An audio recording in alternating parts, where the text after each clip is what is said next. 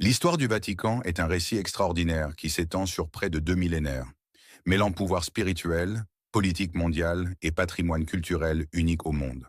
Tout commence avec l'apôtre Pierre, considéré comme le premier pape de l'histoire chrétienne, crucifié à Rome vers l'an 64 sous le règne de l'empereur Néron. Au début, les chrétiens étaient persécutés dans l'Empire romain. Leur rassemblement se faisait dans la clandestinité, souvent dans des catacombes souterraines. La grande transformation survient en 313, lorsque l'empereur Constantin légalise le christianisme avec l'édit de Milan, marquant un tournant historique majeur. La basilique Saint-Pierre, construite à l'emplacement supposé de la tombe de l'apôtre Pierre, devient le centre névralgique de la chrétienté.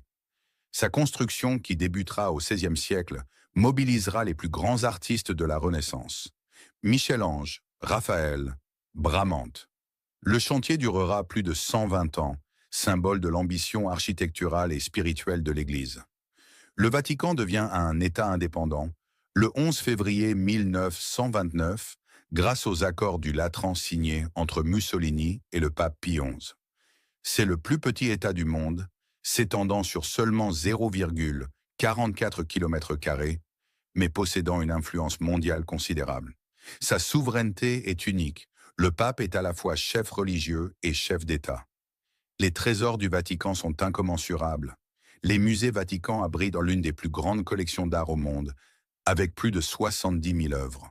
La chapelle Sixtine, peinte par Michel-Ange, est probablement le joyau artistique le plus célèbre de la planète. Chaque centimètre carré raconte une histoire, chaque fresque est un chef-d'œuvre. La Bibliothèque Vaticane est un autre trésor mondial, conservant plus de 1,6 million de livres et 150 000 manuscrits historiques. Des textes datant de plusieurs siècles sont précieusement conservés, certains remontant au début du christianisme. L'histoire diplomatique du Vatican est tout aussi fascinante. Les papes ont été des acteurs géopolitiques majeurs, influençant des royaumes entiers, négociant des traités, couronnant des empereurs. Des moments clés comme la chute du communisme en Europe ont vu le Vatican jouer un rôle diplomatique crucial, notamment avec le pape Jean-Paul II. La fonction pontificale a connu des moments extraordinaires. Des papes comme Jean-Paul II, qui a voyagé dans 129 pays, ou François, premier pape latino-américain de l'histoire, ont profondément transformé l'image de l'institution.